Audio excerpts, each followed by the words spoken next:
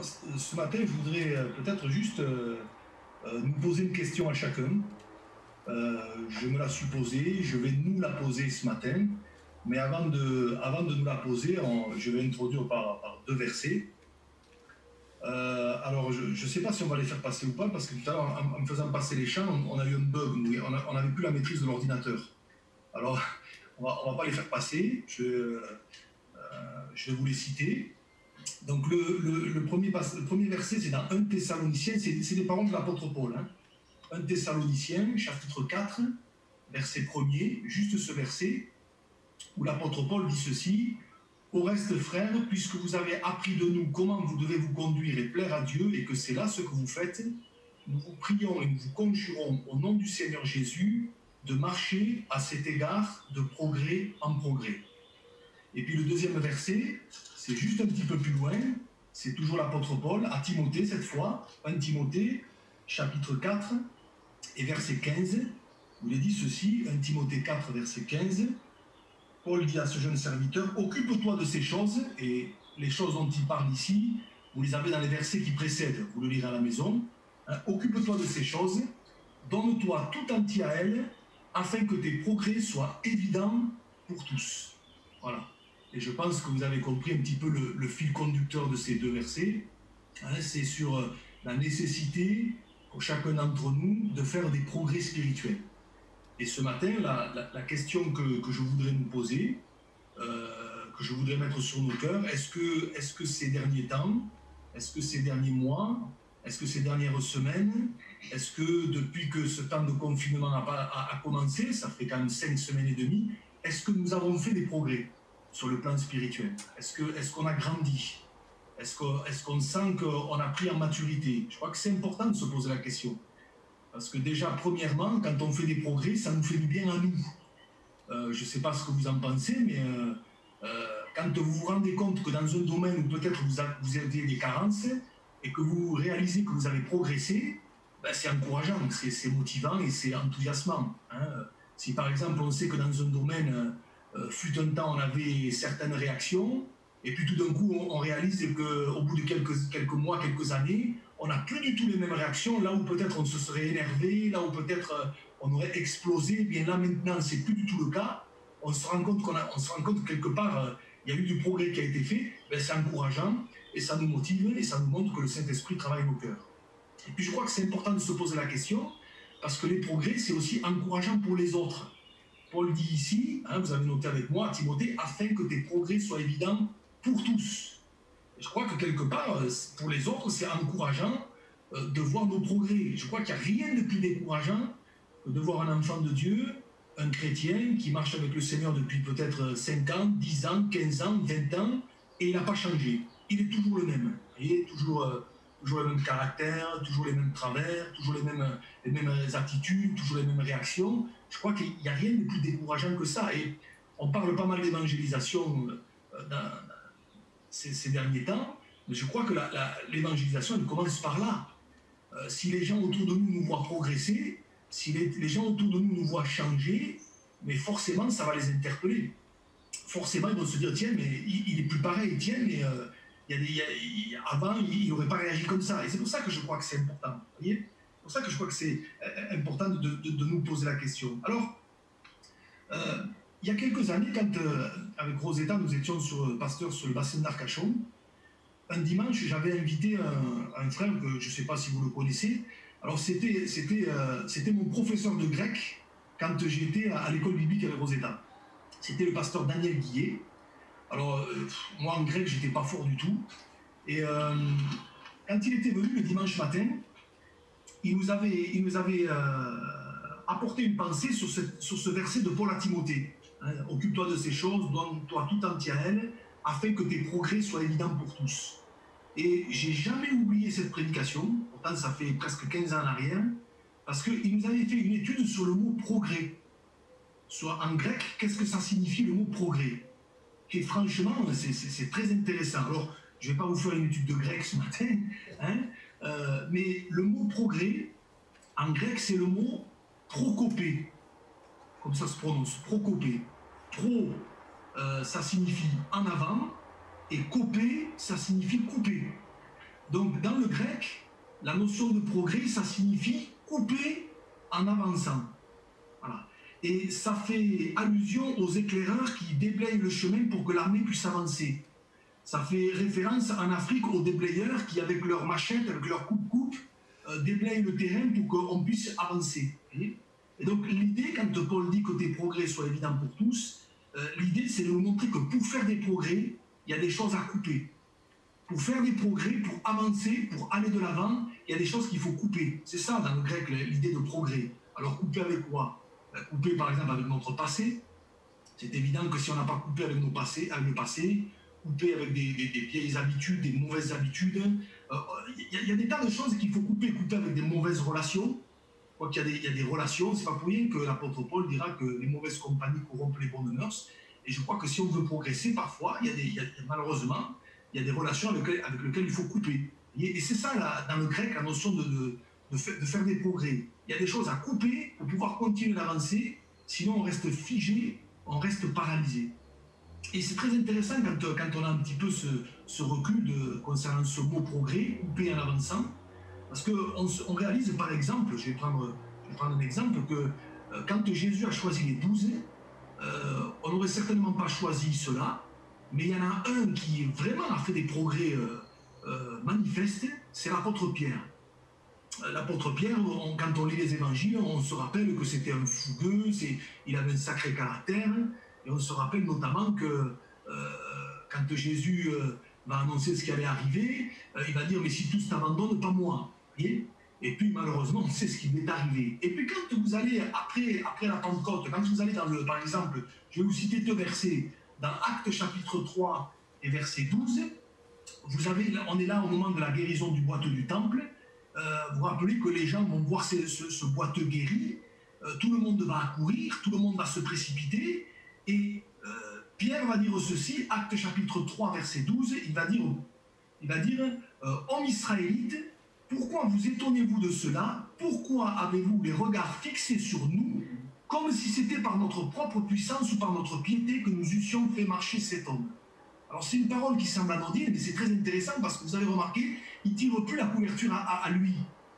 Il dit non, ne nous regardez pas, c'est pas nous, on n'y est pour rien. C'est Dieu qui a fait le miracle, vous voyez. On sent quand même que dans sa mentalité, dans son état d'esprit, il y a eu un changement. Vous voyez, on sent que c'est un homme quelque part qui a coupé avec son ancien caractère, avec son ancienne mentalité.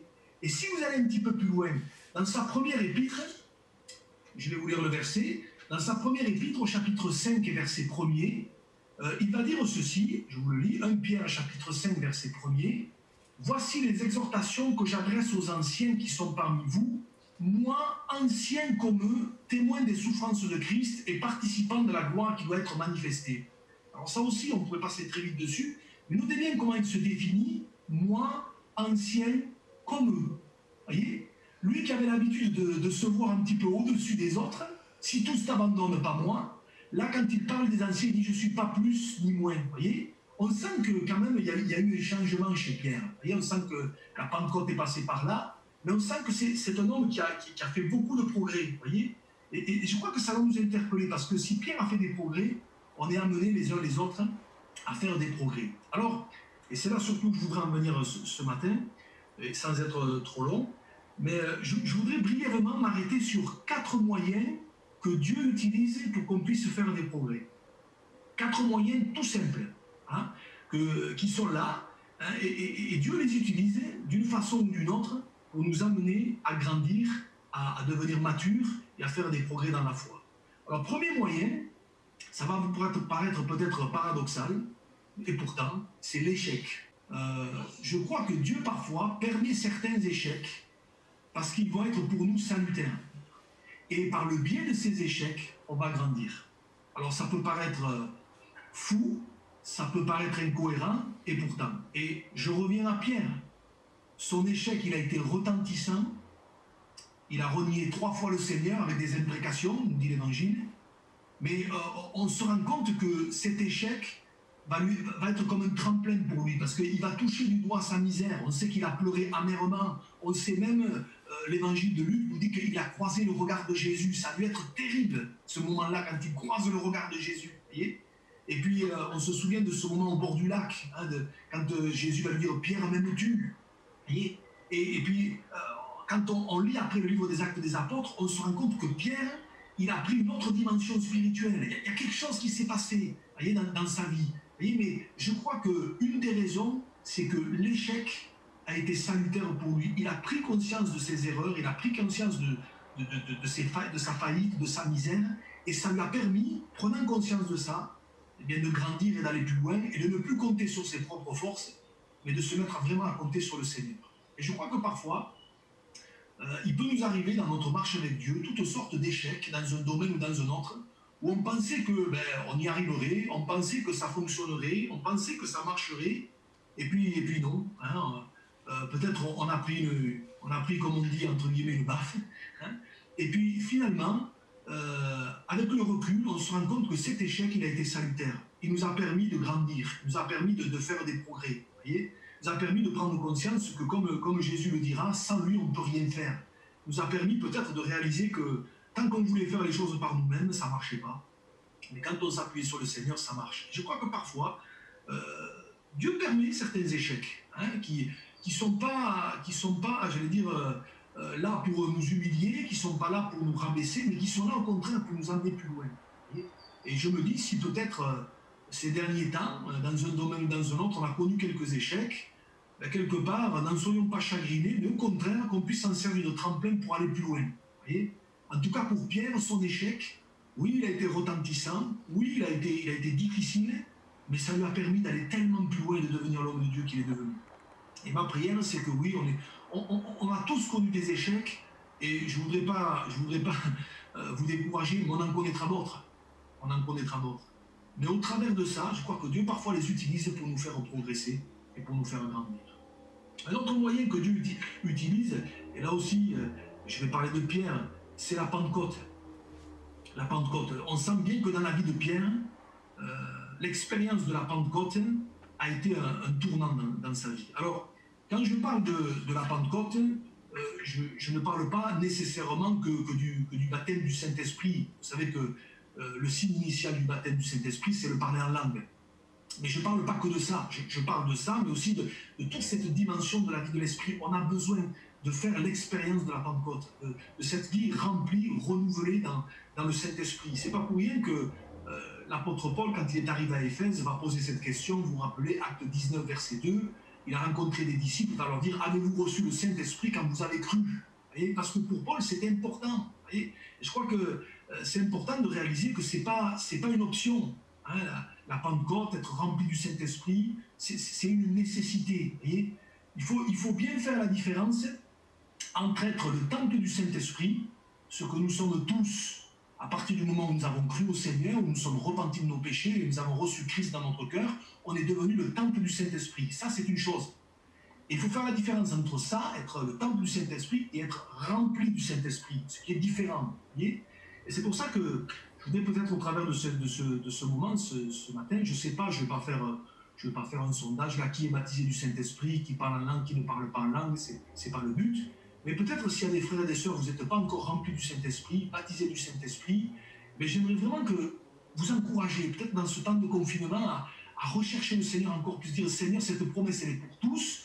Eh bien, Seigneur, remplis-moi du Saint-Esprit, parce que je réalise que c'est important. Et puis pour nous qui l'avons déjà été, eh bien qu'on puisse être continuellement renouvelé dans le Saint-Esprit. Quand vous lisez le livre des Actes des Apôtres, vous l'avez vu comme moi, plusieurs fois il nous est dit, et il fut rempli du Saint-Esprit, et il fut rempli du Saint-Esprit. Autant il avait déjà été à la Pentecôte, mais ça montre que, quelque part, il nous faut être continuellement renouvelé. Alléluia. Et je crois que ça, c'est important. Si on veut faire des progrès, on a besoin d'être rempli du Saint-Esprit, renouvelé dans le Saint-Esprit. On a besoin de l'huile. Hein. On a besoin de l'huile. Que l'huile ne manque point sur ta tête. Vous connaissez ce verset de l'Ecclésiaste, mais c'est tellement important.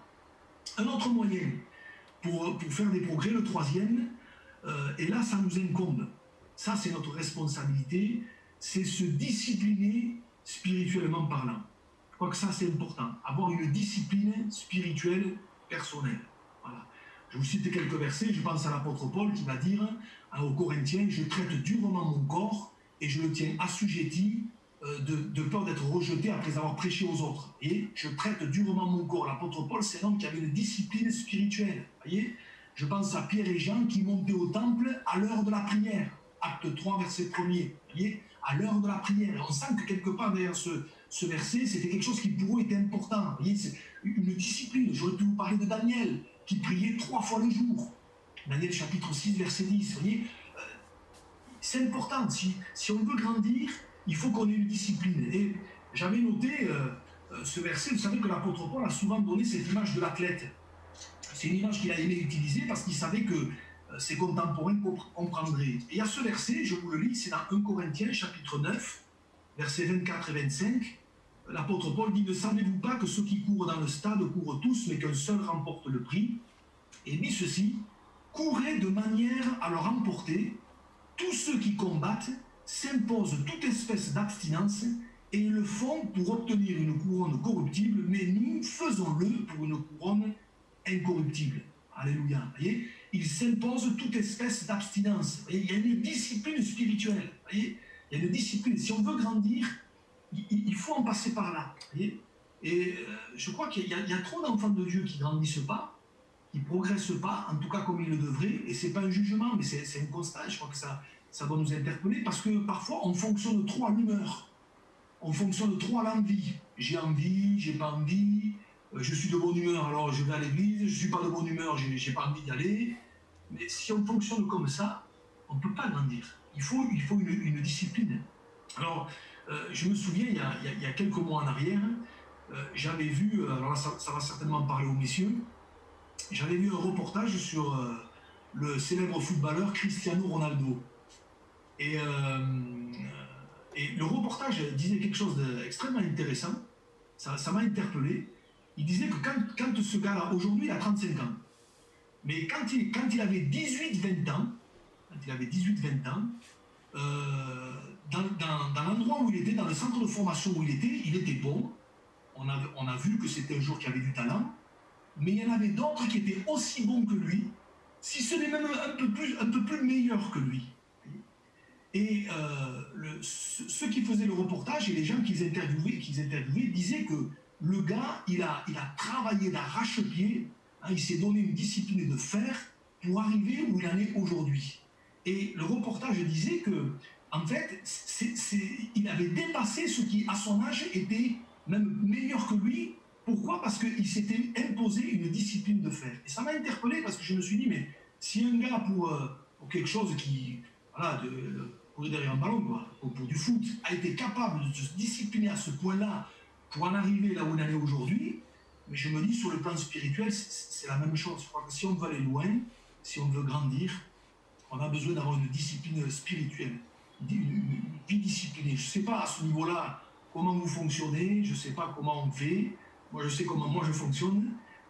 Après, chacun a ses manières, mais je vous encourage à avoir une discipline spirituelle. Alléluia. Hein, de se donner des bonnes habitudes, de se donner des bons plis. Vous savez, une habitude, au début, ben, il faut se forcer un petit peu.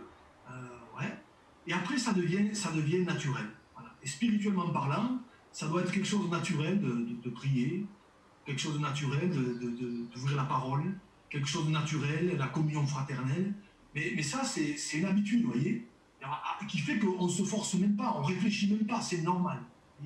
Et c'est en passant par là qu'on fera des progrès. Alléluia. Et puis, un dernier moyen important pour faire des progrès, et que Dieu utilise, c'est les circonstances de vie. Les circonstances de vie. Parfois, c'est peut-être le cas de quelqu'un en ce moment, on se demande pourquoi on passe par telle ou telle situation. On se demande pourquoi Dieu permet telle et telle circonstance. On se dit, mais Seigneur, je ne comprends pas pourquoi tu me fais passer par tel chemin ou tel autre. Hein, je ne comprends pas pourquoi tu ne m'as pas évité telle route, tel cheminement, tu ne m'as pas évité telle déception, tu ne m'as pas évité telle contrariété. Pourtant, Dieu dit qu'à Dieu rien n'est impossible. Vous voyez, et des fois, on ne comprend pas. Mais je crois que c'est important de réaliser que Dieu parfois se sert des circonstances. Il n'en est pas forcément l'auteur, mais il s'en sert parce qu'au travers d'elle, on va grandir. Au travers d'elle, on va mûrir. Au travers d'elle, Dieu va nous émonder, il va nous raboter. Et peut-être sur le moment, ça nous semble négatif. Peut-être sur le moment, on ne le vit pas bien. Et puis parfois, je ne sais pas, vous avez peut-être fait cette expérience chacun pour votre part. Avec le recul, on se dit, ben, finalement, ça a été positif. Finalement, ce mal, Dieu en a fait un bien, et ça m'a permis de grandir, ça m'a permis de faire des progrès. Alléluia. Et, personnellement, ce temps de confinement, je ne sais pas ce qu'il en est pour vous, je ne sais pas comment vous le vivez, même si l'histoire du confinement en lui-même, le fait de ne pas sortir, ça commence à devenir fatigant, mais d'un point de vue spirituel, ben, moi je bénis Dieu. Parce que quelque part, il a fallu prendre de nouvelles habitudes, de nouvelles manières de fonctionner, il a fallu peut-être se remettre en question, il a fallu revenir à l'essentiel, il a fallu peut-être, vous voyez, il y a eu tout un tas de choses à changer, et personnellement, je me dis, ça m'a fait du bien. Ça m'a fait du bien. Cette parenthèse, cette pause, appelez-le comme vous voulez, ça m'a fait du bien parce que ça m'a permis de me recentrer sur certaines choses, parce qu'on est tous pareils, la vie avec ces aléas, on va à droite, on va à gauche, on a nos activités les uns les autres, et des fois on ne se rend pas compte que ben, on s'épuise, on s'éparpille, on perd des forces ici ou là, des fois on donne de l'importance à des choses qui n'en ont pas en fait. Et le fait de vivre ce moment-là, ce moment de pause, eh bien, moi je bénis Dieu parce que j'en retiens du positif. Et je ne veux pas le voir simplement comme quelque chose de négatif, mais comme quelque chose de positif. Alors, je ne sais pas ce qu'on est en train de vivre en ce moment, bon, en dehors du confinement, bien sûr, peut-être il y a des difficultés, peut-être il y a des situations compliquées qui sont là, financières, je ne sais pas, peut-être au niveau du couple, peut-être au niveau de la famille, peut-être le travail, je ne sais pas. Mais je sais une chose, c'est que Dieu se sert des circonstances et des situations pour nous faire grandir. Et peut-être, je pense à cette parole de Jésus qui va dire à Pierre, ce que je fais maintenant, tu ne le comprends pas, mais tu le comprendras plus tard.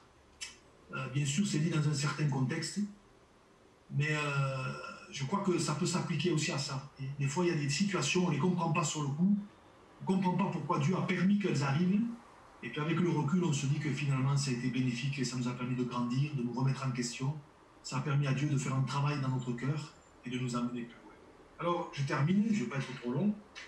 Le but de ce message, c'est ça, c'est nous amener, est-ce que j'ai fait des progrès? Est-ce que mes progrès sont évidents pour tous? Est-ce que, comme on l'a lu en introduction dans 1 Thessaloniciens, est-ce que je marche de progrès en progrès?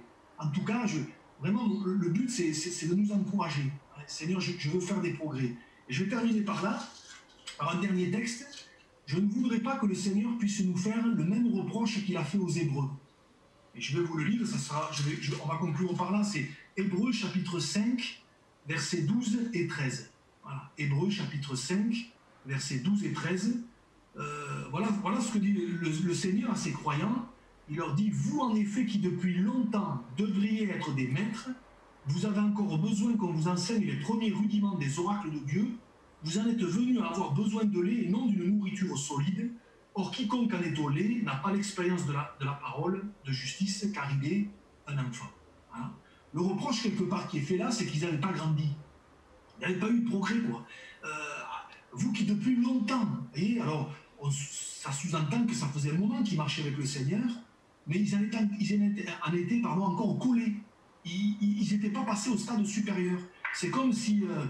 je prends une image un peu grossière, mais c'est comme si aujourd'hui encore, un ado de 15 ans était en train de boire son biberon. Quoi. Vous voyez, c'est un peu la même chose. On dirait, là, il y a un truc qui ne va pas. Vous voyez, il y a quelque chose qui ne va pas.